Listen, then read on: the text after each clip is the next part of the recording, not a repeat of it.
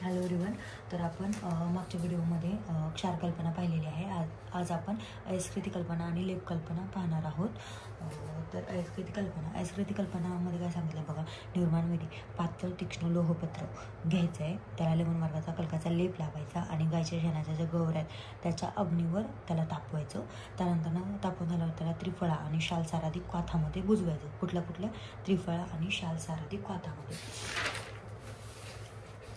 त्याला बुजवायचं. आणि ही प्रक्रिया 16 वेळा करतात. ही प्रक्रिया किती वेळा करतात? 16 वेळा करतात. परत खदीरच्या लाकडाच्या कोळशाच्या अग्नीवर तापवतात. म्हणजे खदीर वृक्ष आहे ना, त्याचा जो लाकडापासून कोळसा तयार होईल त्याच्या अग्नीवर त्याला तापवायचं. त्यानंतर थंड झाल्यावर जाड वस्त्राने गाळून घेतात. तो गार झाल्याच्या नंतर काय करायचं? जाड वस्त्राने त्याला गाळून घ्यायचं. प्राप्त चूर्णाचा प्रयोग करतात आणि जो काही प्राप्त चूर्ण होईल त्याचा प्रयोग करायचा. वरील प्रक्रियानुसार सर्व लोहाचे अयस्कृती बनवतात. जे सर्व प्रकारचे लोह आहेत त्यांचे अयस्कृतीच बनवतात हे सांगितले. त्यानंतर अग्निमत्वामध्ये काय सांगितलं बघा की लोह इत्यादी धातूला तप्त करण्यासाठी योग्य तापमानाची आवश्यकता असते. म्हणजे इथं काय सांगितलं की लोह इत्यादी जे धातू आहेत त्यांना तप्त करण्यासाठी एक तापमानाची आवश्यकता असते. परत सावधानीमध्ये काय सांगितलं की धातूला सम्यक रूपात तप्त करून बुजवले पाहिजे जेणेकरून चूर्ण होईल. धातूला काय करायचं की सम्य रूपात तप्त करायचं आणि बुजवलं पाहिजे जेणेकरून चूर्ण होईल. आता लक्षण: कपड्याने गाळल्यास सूक्ष्म चूर्ण रूप तयार होईल. पॅकिंग संरक्षण सवरता अवधी: एअर टाईट ग्लास बॉटलमध्ये ठेवावं. भस्म समानाची सवरता अवधी सांगितलेली आहे. एवढीच अशी अयस्कृती कल्पना आहे. त्यामुळेच आपण लेप कल्पना पण ह्याच व्हिडिओमध्ये घेणार आहोत. आता त्यानंतर काय सांगितलं की लेप कल्पनामध्ये निर्माण विधी काय सांगितली? जे काही आर्द्र शुष्क द्रव्य त्यांना खलबत्त्यात, म्हणजे आपलं जे खलयंत्र आहे उखळ, त्यामध्ये वाटून घ्यायचं. वाटून झाल्याच्या नंतर काय करायचं? याला कोणत्या तरी द्रवसोबत लेप करायचं. आता आर्द्र आणि शुष्क द्रव्य फक्त तेवढंच नाही तर त्यासोबत काय सांगते बघा, द्रव स्वरूपात स्वर, स्क्वाच, जल, दुग्ध, गोमूत्र, गुलाबजल इत्यादी वापरतात. ही झाली त्याची निर्माण विधी. आता त्यानंतर सावधानी काय घ्यायची की लेप हा रोगाच्या विपरीत दिशेस लावला पाहिजे. रोगाच्या विपरीत दिशेने लेप लावायचा. शिळा झालेला लेप लावायचा नाही. लेप सुकल्यावर लावलेल्या लेपावर पुन्हा लेप लावणे. एकदा लेप लावून झाला तो सुकल्यावर त्याच्यावर पुन्हा लेप लावायचा नाही.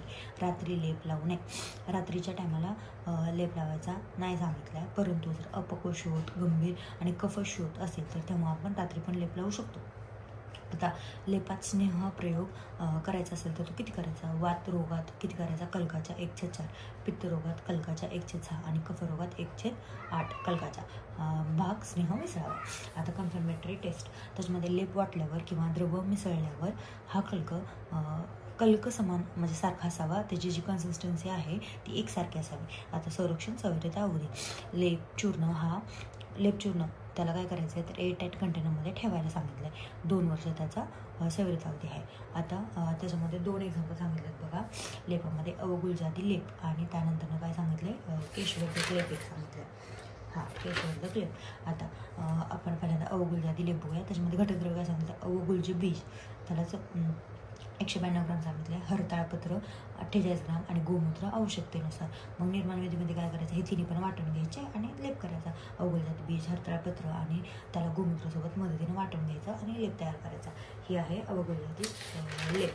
अवगुलजादी लेपाचा प्रयोग कशामध्ये करायचा आहे तर श्वित्र आणि परत कुठलं वर्णविकृतीमध्ये. आता केशवर्धक लेपामध्ये घटकद्रव्य काय सांगितलं? गोक्षूर बीज, तीळ, पुष्प, मधु आणि घृत हे काय करायचे? सगळे एक भाग घ्यायचे आणि वरील द्रव्यांचा लेप केल्याने केशवर्धन होते असं सांगितलेलं आहे. या प्रकारे आपण जो सेकंड इयर BMSचा कल्पना निर्माण 3rd अध्याय आहे जो की युनिव्हर्सिटीमध्ये 10 मार्काला आहे तो आपण संपवलेला आहे.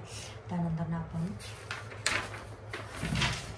जे काही चतुर्विध रसायन नावाचा जो अध्याय आहे तो पण युनिव्हर्सिटीमध्ये 10 मार्काला आहे हा स्टार्ट करणार आहोत.